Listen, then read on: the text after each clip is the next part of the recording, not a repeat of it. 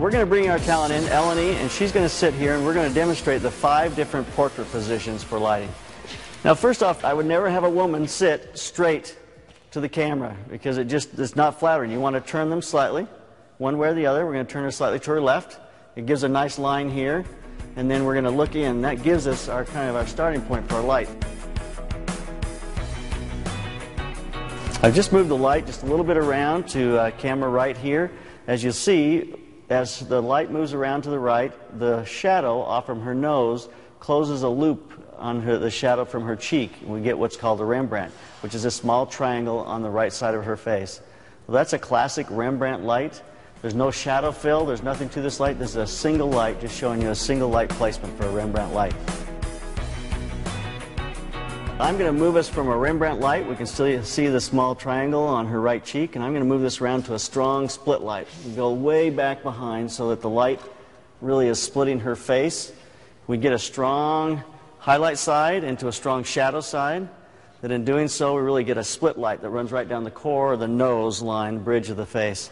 This really is more of a dramatic, interesting lighting, and that you really get that highlight and shadow, depending on how much. And we haven't really filled our shadow side right now. The more you fill the shadow side, the more comfortable you're with this light. The less you fill it, the more it's going to feel dramatic or feel a little more like you're wanting to make a statement.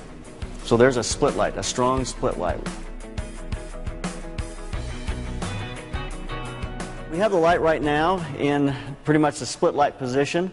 We're going to go to what's called a broad light. In order to do that, I'm going to move this light back around to basically our Rembrandt position.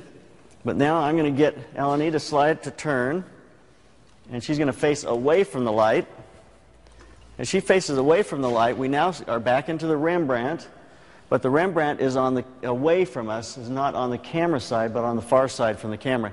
We now are looking into the broad side of her face, or the lit side of her face. That's considered a broad light. For the very reason, by the name, it's called broad, that we're looking to the broad lit side of the face rather than the shadow side of the face. You know, this is a preference. Some people love this light, some people use it. I don't find this the most flattering. Although as you use people, they're going to move in and out of all these different types of light. If your light is in the right position, it'll flow from a Rembrandt to a broad to a split very comfortably. If the light's not in the right position, you don't get that fluid motion between those 3 light setups.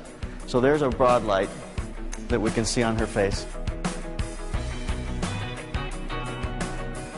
We've now moved our softbox more forward. We put it on a small boom in order that we can get the softbox up high and on an angle, a steep angle to our subject. The reason is this is called a butterfly or a paramount light. We want to have the light directly above the camera. In doing so, we get a nice shadow just underneath her nose. It's called a butterfly light or a paramount light. It really gives us a nice shadow on the cheeks, on right and left.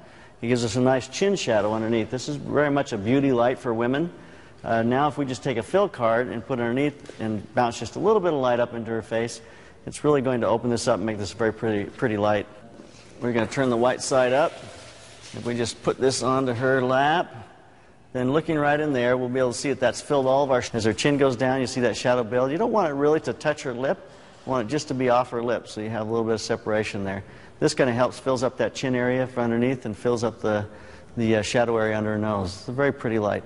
And also, you'll get a nice light. And I'll talk about that for a second here as you take this out. If you look in her eyes, and as we're in close, you'll see a little square in the eyes from the softbox. If you don't get some kind of a highlight in their eye, people don't look alive. And so you really want to see a really nice kind of a small square of some sort in the eye, and this gives us just right overhead, you see that square. It tells us, so if you really want to, if you're looking at a picture and you're wondering how is this lit, look at their eyes. You'll see a round thing, a round object in there for a umbrella. You'll see a square for a softbox. You can see sometimes the softbox and the fill light if you look. Now, of course, when you get a retoucher, like my wife does, they'll clean all that stuff up and make it what they want.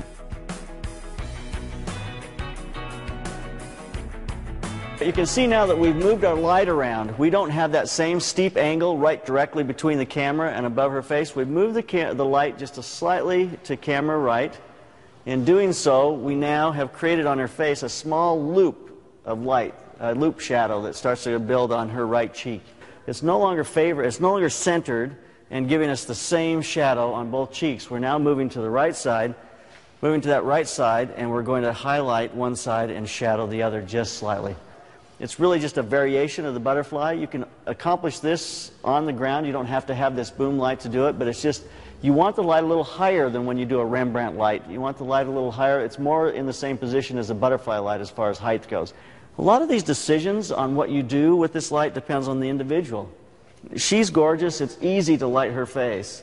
If you have people who have older faces, if you have people who have different features that create shadows and issues, the different lights are going to be better for different individuals. It really will make a difference on who it is you're photographing. So there's a quick look at a loop light. I'm just going to talk for 1 minute about what each of these lights are doing right now on camera. We have a key light. Between the key light and our subject, we put a P22, which is meant to be a softener for that light. It's a little harsh, and we want to just soften the light out a little bit, which causes the highlights to kind of wrap around into the shadow area. It makes it much prettier. We've added a fill light here in order to fill in the shadow side. We have a key light, or a rim light from behind that rims her hair, gives her separation from the background. We then have a background light that is on the background that gives us a highlight from the left side to a darker shadow on the right side that allows us to separate her from the background. Where she is highlighted, it is darker. Where she is darker, it's lighter. And that gives us separation from our subject from the background. So just from overhead, we can see exactly where each of these are. We can see where each of the lights are placed, our highlight, our key light, our rim light, our background light, and our fill light. So it gives you a good sense of where this light. It's pretty compact, but each of the lights here are accomplishing their goal in order to make her look good.